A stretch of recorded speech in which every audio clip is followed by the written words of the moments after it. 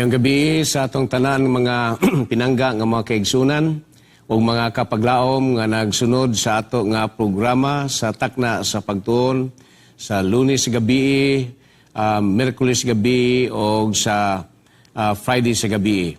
O diini nga gabi una, nindot na sad kayo ang topic nga atong ipadayon sa pagtuon niini nga semana ha. I hope makasunod rin si Brother John Holbrook, ang ato nga director sa Adventist Frontier Mission. My brother John, thank you for coming. Maybe you can greet someone before we finally start with our discussion sa ato nga lesson. Oh, thank you po. Yes, and marami rin akong mga kaibigan doon, especially sa area ng MDC at sa Valencia.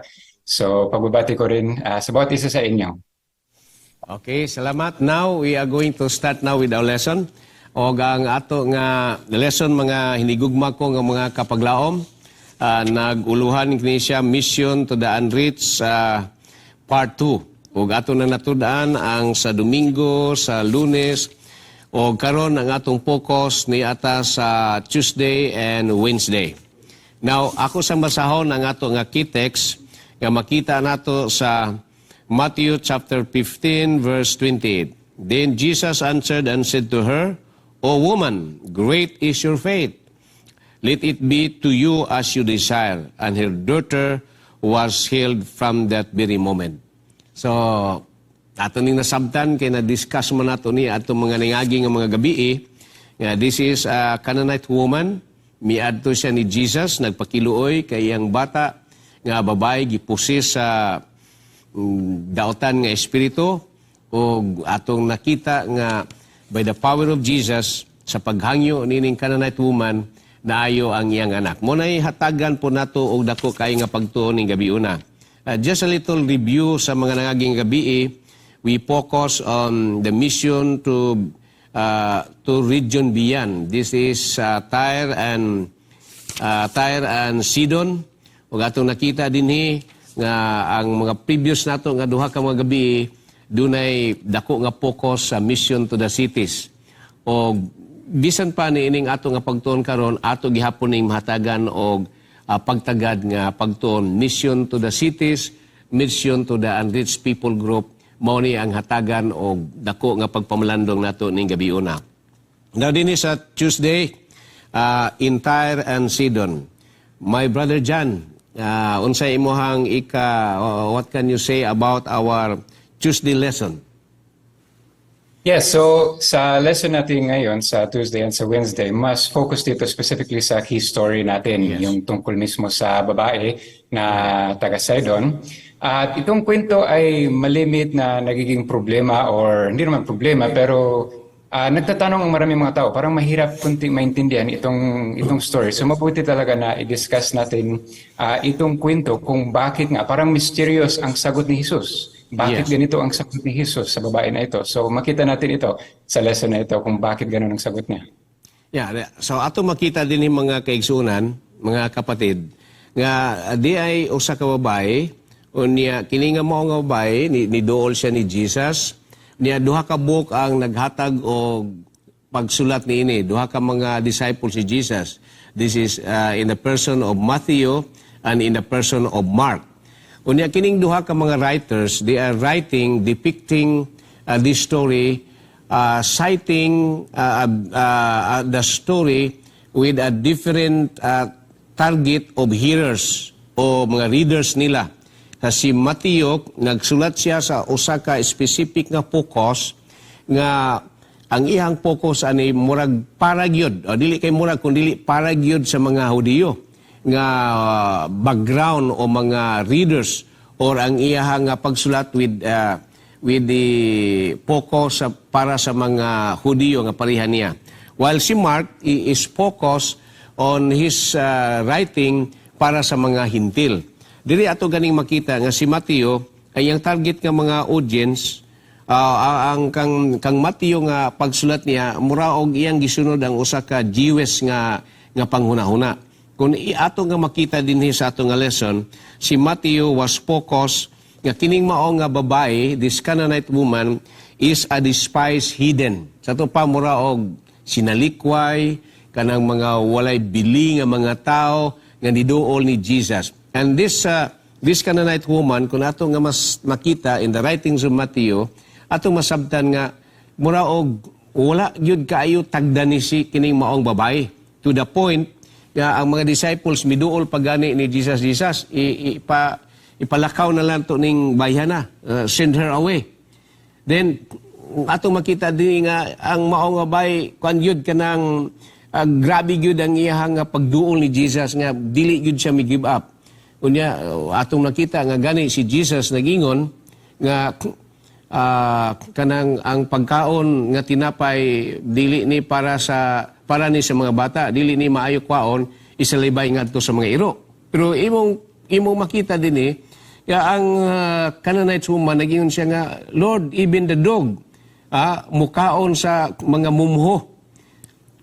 Then dinhi nakita nato nga si Jesus, ingon si Jesus, pagkadako ni mong pagtuo nga mao nga babae. Ug tungod niya na, ato makita din hima kaigsunan nga nagingon si Jesus, lakaw o ang imuha nga gihandom, ang imo nga gihangyo, imong desire, gitugot diha sa Ginoo. So, imong makita din nga lahi-lahi og kanang katuyuan ang pagsulat ni Mateo. Pero atong makita nga at the very end, atong makita that God is a loving God, o gipakita po nato diri nga ang mga Hudiyo lahi gyud lang treatment ining mga tawhana. But Jesus was trying to tell to the Jewish people nga dapat dili na mao ang klase nga inyong pagtagad sa mga dili parihan nila nga mga Hudiyo.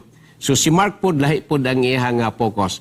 Brother Jan, can you tell us about what is the drive of the writings of Mark on his writing about this Canaanite woman?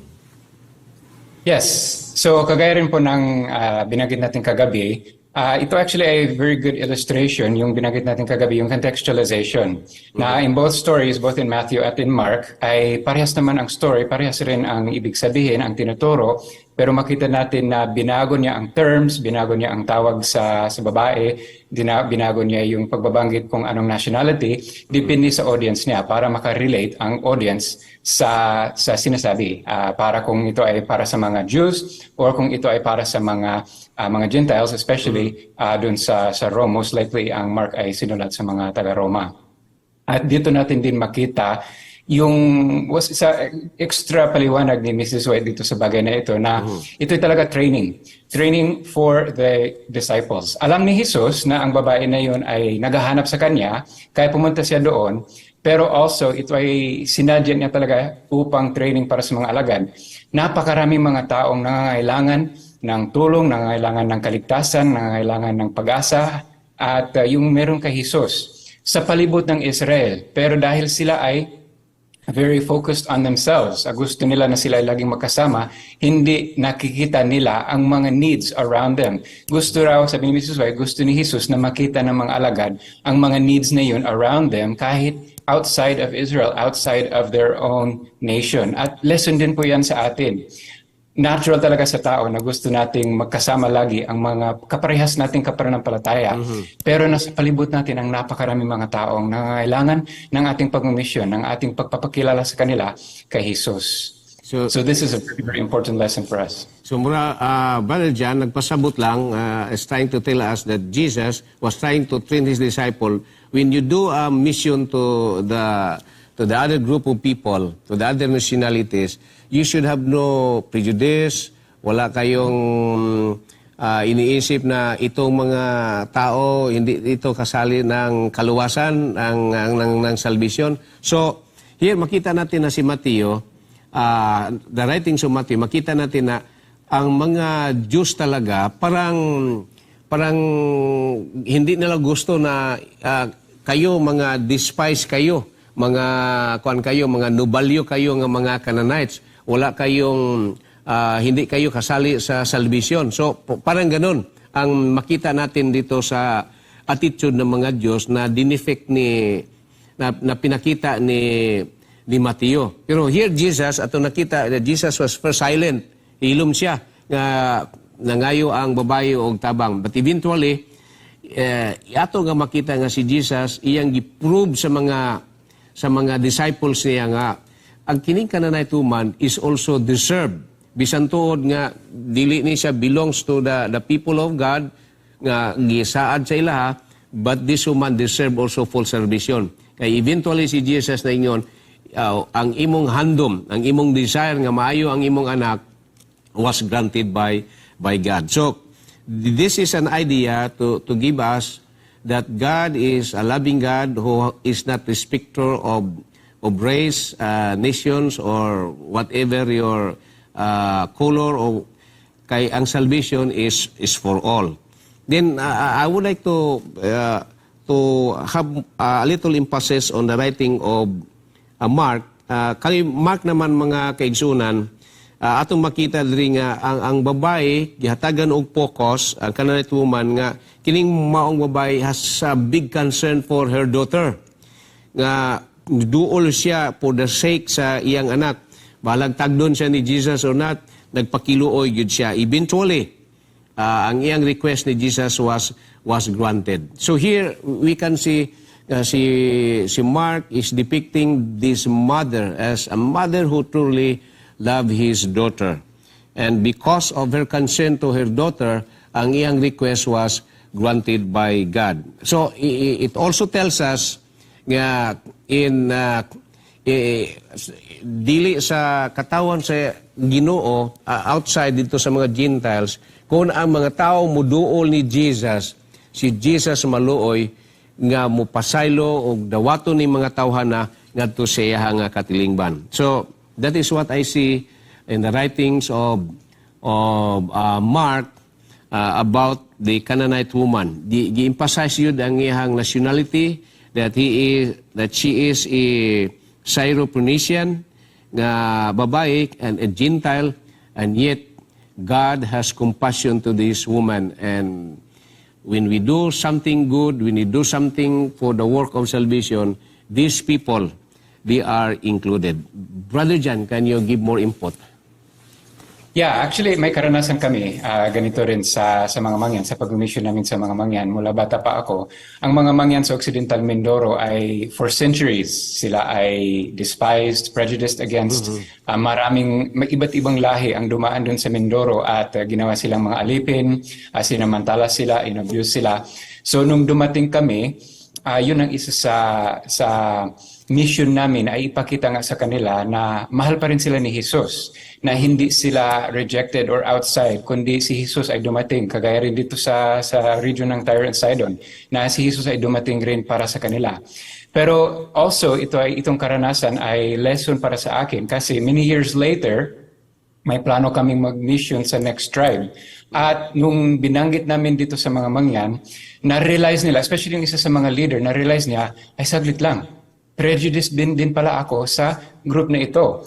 Malimit na hindi natin nare-realize na ang bawat isa sa atin ay may struggle at ang bawat isa sa atin ay kailangan i-assess natin ang ating buhay, na intindihin natin at i-realize natin na ang lahat ng mga tao ay ginawa ni Jesus na pantay-pantay. At sinira niya ang separating wall between Jews and Gentiles. Wala nang lahi-lahi sa kaharian ng Panginoon. Ang lahat ay kailangan nating tanggapin equally in the sight of God. Yeah, dinhi sa atong lesson dinhi sa Wednesday, send her away. So you see mo makita mga kaigsunan nga ang mga disciples ay wa man ni balyo kini nga mao nga babay usa ni Canaanite woman, kini siya despise ni sila. Wala ni sila labot sa kaluwasan. So ingon sa Jesus, samok maning bayana, ga disturb man nato ni siya sa atong missionary work. So why not send her away? Pero si Jesus wala niya gituman ang giingon sa mga disciples, kundi gi-embrace ni Jesus, gidawat ning maong babae ug ang request sa maong babae gi-grant sa Ginoo. So here ato makita mga kaigsunan nga ang si Jesus wala gyud siya nagtagad og bisag unsa ang imong rasa. Kung muduol ka ni Jesus, either you are a Manyan, you are a Tagalog, you are a Bisaya, or whatever your race, you are an American, you are welcome diha ni Ginoong Hesus. Ug dinhi na expose nato nga ang mga Jews ni ini nga panahon na even the disciples of Jesus na sila prejudice sa niining mga tawhana, sa mga Canaanites, kay doon na sila mga experience kaniadto nga dili siguro maayo niining mga Canaanites. So, muna nga ilang pagtanaw, wa mo labot. Now, remember, gipahinumduman ta sa ato nga lesson, nga kita nga gitawag sa Ginoo to witness for the Lord, dapat wala nato ang kanang pride, wala nato ang prejudice against sa mga tao nga angay nato nga misyonan. So ang nakahimo sa mga Hudiyo ngano nga wala sila naka-reach out sa mga neighboring countries, na diha ang Egypt, na diha ang Lebanon, na diha ang Jordan sila nga palibot, ngano nga wa ni sila gyud nakahatag og mensahe mga kaigsunan. Giingon diri sa atong lesson, because of their nationalism, tungod sa ilang pride, because of their prejudice, mo ni ang nagbuta nila mga hinigugma kung makaigsunan nga na-miss nila ang ilang opportunity nga ilaha nga ma-share ang gospel sa mga neighboring countries nila. So mo ni ang nakapahimo nga wala hinuon sila naka-reach out. Ang tungod niya na sometimes it also good makaingon ta nga ang Ginoo tungod kay wa nila gihimo ang ilang katungdanan gihatag sa mga Gentiles. O muna imong tanawon karon sa atong nga situations, mas daghan ang mga Christians, daghan ang mga believers nga nagwali preaching about Jesus throughout the world, pero walay magwali gikan sa Israel. So you see, inyong makita na mga igsoon ang hulagway karon nga they miss the opportunity, o I guess forever they miss the opportunity the Lord give it to the Gentiles, o mao na hinuoy nagwali Jesus about as tibok ang kalibutan. Brother John, can you tell us more on this? Yeah, actually, kasi mula pa sa Genesis, sa paglikha mismo ng mundo, ang utos ni Jesus ay para sa kanyang mga tao ay kumalat. At na restated ito ulit after the flood na sabi ni Jesus, kumalat kayo at punuin ninyo ang buong mundo. Hindi nga nila ginawa. Kaya nga nangyari ang Babel, ang Torre ni Babel. Again, in the New Testament, sabi ni Jesus, mag-start kayo sa Jerusalem at sa Judea, pero kailangan all the way to the ends of the earth. At first, hindi nila ginawa. At first, Jerusalem and Judea, and kunti sa Samaria, pero hindi talaga pumunta yung 12 alagad at first hanggang sa dulo ng mundo, at pumayag ang Panginoon sa yung pagkawasak ng Jerusalem, yung persecution. Also din sa persecution ni Stephen, kaya nga napunta sila sa buong mundo. And also, similarly, yung early Adventist Church. Talaga ang tendency ng mga tao ay mag-ipon-ipon sa kaparehas nating pananampalataya, kaparehas nating kultura. At talagang mamimiss natin ang opportunity at ang great privilege na binigay ng Panginoon ni Jesus sa atin upang abutin ang lahat ng mga tao. At ang mga tao na iba sa atin, na iba ang kultura. At ito talagang isa sa mga lesson para sa mga alagad dito sa kwento na ito. So, ibig sabihin na yung salvation should be shared to anybody. Dili lang, hindi lang para sa, okay, sa atin lang ito, sa atin lang ito. It must not be exclusive, but it must be shared to everyone. Now, how do you look at it, Brother John, in Acts chapter 10 verse 35 and 34 and 35, yung the blanket from heaven full of animals, di ba? And sabi sa Panginoon na Peter, come and eat. And how can you explain this in connection with our lessons about in connection with the nationalism, pride, and prejudice of the Jews? Yeah. So sa kwento na ito, again, kailangan laging nating tingnan ang buong context. So si Pedro nga ay doon sa bubungan ng bahay at binigyan siya ng pangitain. Nakita niya nga yung kumot na puno-puno ng mga maruruming hayop, yung marurumi ayon sa Jewish Levitical law. Pero habang iniisip niya, ano kayang ibig sabihin na ito, dumating nga yung mga suguan, yung mga utusan ni Cornelio. At makita natin sa verse 28 na si Pedro mismo, in-explain niya kung ano ang ibig sabihin ng pangitain na yon. Kasi sabi niya, God has shown me. At walang ibang way na ang Diyos ay nagpakita sa kanya sa kwento na ito, maliban dun sa vision. At ano ang pinakita daw? Sabi niya, God has shown me na ang Diyos ay walang pinipiling tao, na kahit sino pang tao ay tatanggapin niya. So ito ay similar lesson doon sa kwento ng Syrophoenician woman na ang Diyos ay walang pinipiling tao at ang lahat ng lahi ng tao at lahat ng uring tao ay kaya niya at gusto niyang iligtas. At na-demonstrate niya yon sa pamamagitan ng pagbubuhos ng banal na espiritu doon sa mga taong akala ni Pedro at akala ng mga alagad ay hindi pwedeng maligtas. So ang Diyos na mismo ang nag-initiate na ipakita sa kanila ang kanyang pagtatanggap sa lahat ng uring tao. Yeah, thank you, Brother Jan. May kay pagka-explain ni Brother Jan, no? Nga ang katudi ay nga pananawon nga nakita ni Pedro nga naa dito ang daghan kay mga hayop nga dulumtanan, yan ingon ang Ginoo. Tindog Pedro kumaon, di yun mo kaon si Pedro kay wa ba siya nakakaon na ng mga dulumtanan nga mga hayop. Pero ato makita din kaning Ginoo nga ako na nang hinugasan. Iyan na nang gihinluan. Unya iyang nasabdan nga it was only a parable or usa ka symbolic lang nga sitwasyon nga gipakita sa Ginoo nga ang mensahe sa kaluwasan wala na gipili bisag unsa nimo nga klase nga pagkatao. Og mao na pud ang gipakita ni Jesus sa diha nga iyang gi-accommodate kining Canaanite woman, gipakita niya sa mga disciples nga ang kaluwasan is for all. Dili na ni para sa inyo hara mga Hudiyo, but this is also for the Greek, to the Romans, ug nanay Pilipino na itong panahon na, to the Filipinos, to the Americans, ana na ang kaluwasan. And that was reinforced. Sa diha nga si Pedro, nakakita siya usa ka pananawon, nakita niya ang usa ka kumota, nakita niya ang dako kayong habol and with all the classes of mga animals, nga gitan-aw sa mga Hudiyo nga, dulumtanan ni, dili ko mukaon ani, dili, o bot man ni ipasabot nga, dili na ko ni minsahian because kini mga tawhana, mga dulumtanan ni sila, mga daotan ni sila. But we are told in our lesson this evening nga dapat kung magminsahe ta sa kaluwasan, it must no longer be exclusive. Usay, magunahon naman ta nga, ako bisaya superior ko sa uban nga rasa diri sa Pilipinas. So amo ra gyud ni mga sa Bisaya ang salvation or sa mga Tagalog lang gyud ang salvation or sa mga Americans ra gyud ang salvation. So this vision of Peter, it demonstrates us nga ang salvation is for all classes of people. Kay katong mga animals nga atong nakita dito sa habol, mga kaigsunan, representing all classes of people dinhi sa tibuok nga kalibutan. So, I hope inyo ning na sabtan mga kaigsunan nga kanang mensahe, kining mensahe na to, it must be to all classes of people. And that is why we have the mission to all people in the world.